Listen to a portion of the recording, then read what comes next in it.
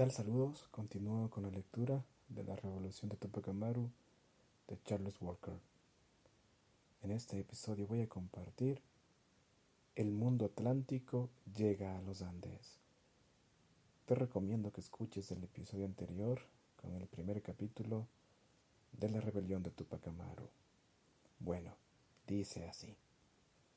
Tupac Amaru se movió por todo el virreinato peruano desde las legendarias minas de plata de Potosí hasta la regia capital colonial de Lima, donde se vio envuelto en nuevas políticas e ideas que emanaban de Europa.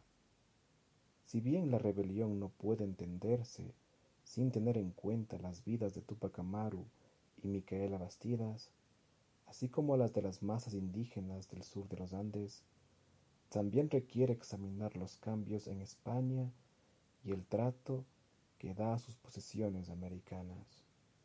Tupac Amaru, Micaela Bastidas y sus seguidores vivieron y sufrieron las reformas borbónicas. Sus vidas proporcionaron excelentes puertas de entrada a la sociedad andina local, así como a los cambios sociales.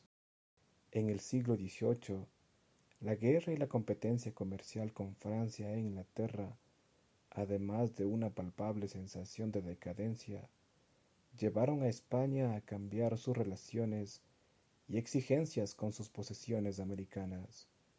Su alianza con Francia contra Gran Bretaña en la Guerra de los 7 Años resultó desastrosa. Los ingleses ocuparon la estratégica Habana y Manila en 1762, un golpe devastador para el prestigio y la moral española. El rey Carlos III, que gobernó de 1759 a 1788, comprendió que tenía que modernizar el ejército y modernizar la administración en España y sus colonias, para seguir el ritmo de Francia y Gran Bretaña. En 1765 encargó al abogado José de Gálvez que realizara una inspección o visita general a Nueva España, hoy México, donde permaneció durante 6 años. Gálvez se convirtió en secretario de Indias en 1775 y dominó la corte de Madrid en todos los asuntos de ultramar hasta su muerte. Facciones rivales entre los españoles en Perú maniobraron para ganarse su favor. Fue Gálvez quien recibió la voluminosa información que llegaba de Perú sobre el levantamiento de Tupac Amaru y revisó la respuesta realista. España siguió de cerca los acontecimientos en Europa y América. Los movimientos anticoloniales en América del Norte en las décadas de 1770 y 1780 preocuparon a las autoridades. La Corte de Madrid creía que, si salían victoriosos, los patriotas darían un mal ejemplo a sus hermanos coloniales en la América española. Peor aún, si los británicos mantenían el control, podrían lanzar nuevos ataques hacia el sur. Algunas autoridades incluso se preocuparon de que los ingleses apoyaran en secreto a Tupac Amaru. En realidad, los británicos centraron su atención y recursos en mantener un reclamo lo más grande posible en Canadá y los recién surgidos Estados Unidos, mientras que la prensa inglesa publicaba información sobre la revolución en el Perú. Con cierta satisfacción, los españoles tenían pocas razones para preocuparse por el apoyo británico a los rebeldes andinos. Con la intención de mejorar sus defensas y extraer más ingresos de las colonias americanas, el Estado español centralizó su administración colonial y aumentó las demandas sobre la población. Al desmantelar el sistema de los Habsburgo, la dinastía que gobernó España entre 1506 y 1700, que se basaba en la negociación y la difusión del poder, redujo el número de individuos nacidos en América en la administración sustituyéndolos por europeos. Los Borbones, la casa real de origen francés que gobernó España después de 1700, también reforzaron el control de las unidades administrativas a través de visitas y otros mecanismos. Generales visitadores como Gálvez en México y Antonio de Areche en Perú, que jugaría un papel vital en el drama de Túpac Amaru y aparece prominentemente aquí, se enfrentaron con los virreyes y otras autoridades, a quienes consideraban demasiado laxos y acogedores con la sociedad local. El Estado virreinal aumentó los impuestos y los extendió a los grupos anteriormente exentos, mejoró los métodos de recaudación e impuso nuevos monopolios. A los curacas, como Túpac Amaru, les resultaba cada vez más difícil satisfacer las crecientes demandas del Estado sin poner en peligro su propia legitimidad en la sociedad local. Suplicaron a los corregidores y a los tribunales clemencia, reducciones de impuestos y prórrogas o excepciones, y reconocimiento, haciendo hincapié en su herencia y en la estabilidad local que mantenían.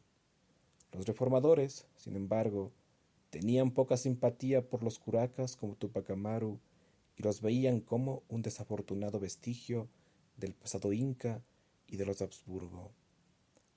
La frustración de Túpac Amaru creció a medida que fracasaban sus esfuerzos por impugnar las demandas fiscales y laborales.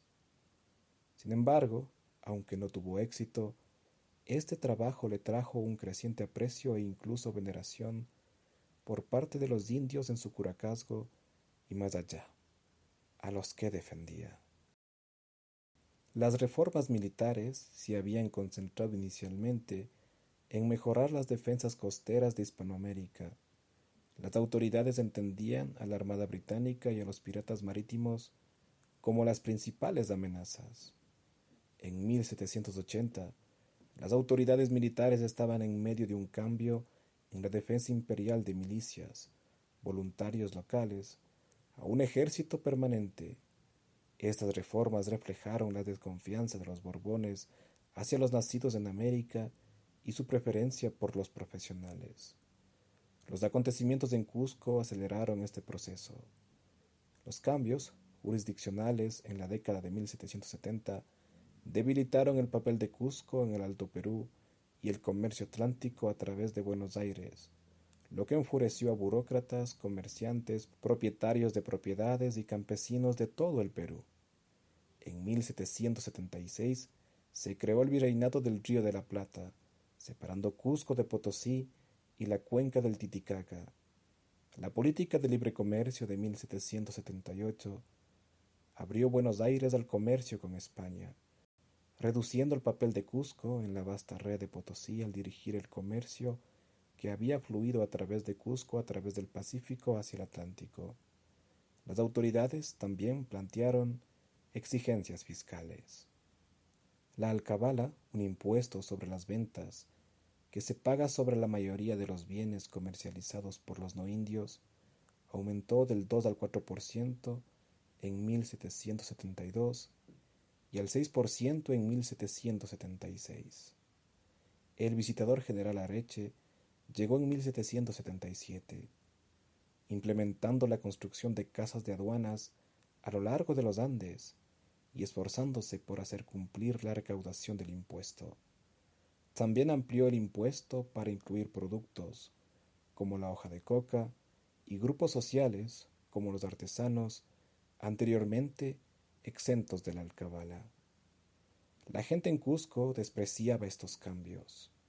Los pueblos indígenas fueron los más afectados por estos aumentos de impuestos. El Estado colonial había dependido durante mucho tiempo del impuesto por cabeza de los indios como principal fuente de ingresos, y la cantidad recaudada en el Cusco se multiplicó por 16 entre 1750 y 1820. Además del aumento de los tributos y los impuestos sobre las ventas, los indios continuaron enfrentándose a la odiosa compra forzada de mercancías, el reparto de mercancías o repartimiento. Los corregidores, generalmente alineados con poderosos comerciantes y productores, exigían a los indios que compraran productos, a menudo a precios inflados. Los pueblos indígenas fueron los más afectados por estos aumentos de impuestos. José Gabriel fue testigo y soportó el peso de estas reformas desde una edad temprana. Luchó contra una de las reformas distintivas en los Andes, la transferencia de la oficina de curaca de los lugareños, generalmente familias que habían ocupado el cargo durante siglos y a menudo tenían reclamos de sangre real inca, a forasteros, que en muchos casos ni siquiera hablaban quechua. Los corregidores no pudieron implementar los cambios hasta la década de 1790, e incluso entonces con retrasos y excepciones, pero en décadas anteriores obstruyeron todas las transferencias de padre a hijo y ocasionalmente colocaron a personas ajenas a la posición. José Gabriel había luchado por hacerse con el curacazgo que había ostentado su padre, triunfando en 1766. Sin embargo, en 1769, las autoridades de Cusco le quitaron el cargo solo para devolvérselo en 1771. Los conflictos con los sucesivos corregidores de la provincia de Tinta, Gregorio de Viana y Pedro Muñoz de Arjona, motivaron estos reveses. En 1768, Tupac Amaru llevó a Jerónimo Cano, un recaudador de impuestos, a los tribunales por su comportamiento abusivo en la venta forzada de bienes a los indios. Esto muy bien podría haber perjudicado sus esfuerzos por reclamar la posición de curaca. Tupac Amaru escuchó quejas y súplicas de ayuda de los indios obligados a comprar productos sobrevalorados bajo el reparto, quienes luego se apresuraron a pagar el impuesto por cabeza y otras obligaciones con el escaso dinero en efectivo que circulaba en la sociedad indígena. Presenció grupos de hombres y sus familias afligidas que generalmente acompañaban a los hombres que partían para trabajar en las minas de Potosí, sin estar seguro de que regresarían debido al costo del viaje y al peligro en las minas. Las nuevas políticas comerciales que facilitaron la llegada de mercancías desde Buenos Aires y España al Alto Perú hicieron menos rentable su trabajo como mercadero arriero en el circuito Potosí. Como muchos, despreciaba las nuevas aduanas instaladas bajo la supervisión del visitador Areche. Tupac Amaru había sido testigo de la erosión del poder de los criollos, de la disminución de la autonomía de los indios y del debilitamiento de la posición de la Iglesia.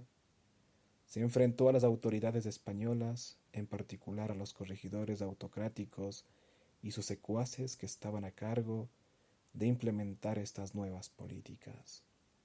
Tupac Amaru se había opuesto a la explotación y el abuso de los indios y, por supuesto, despreciaba los esfuerzos por reemplazar a los curacas étnicos con españoles o criollos. Las reformas borbónicas, como se las conocería más tarde, no fueron una abstracción para Tupac Amaru y los pueblos indígenas del sur del Cusco. Eran un agravio cotidiano que corría su posición social, política y económica. Tupac Amaru tuvo una larga batalla en los tribunales del Cusco y luego en la Real Audiencia de Lima con don Diego Felipe de Betancourt, sobre cuál de ellos era el descendiente legítimo del último Inca, Tupac Amaru I, y por lo tanto con derecho al marquesado de Oropesa, un rico feudo que data del siglo XVII. Tupac Amaru I había liderado las etapas finales de la resistencia inca en Vilcabamba, la zona exuberante hacia la cuenca del Amazonas. Los españoles lo capturaron en 1571 y lo decapitaron al año siguiente. Tupac Amaru afirmaba que descendía de Juana Pilco Huaca Coya, hija ilegítima de Tupac Amaru I, quien se casó con Diego Felipe Condorcanqui, el curaca de Surimana, Tungazuca y Pampamarca, el padre de José Gabriel. Sería en este caso el bisnieto de esta pareja. Había fabricado elementos importantes de las pruebas de apoyo y, por lo tanto, no era un descendiente directo. Betancourt presentó abundante material que mostraba su linaje, que a su vez era de dudosa procedencia. Cada bando acusó a la otra de fraude.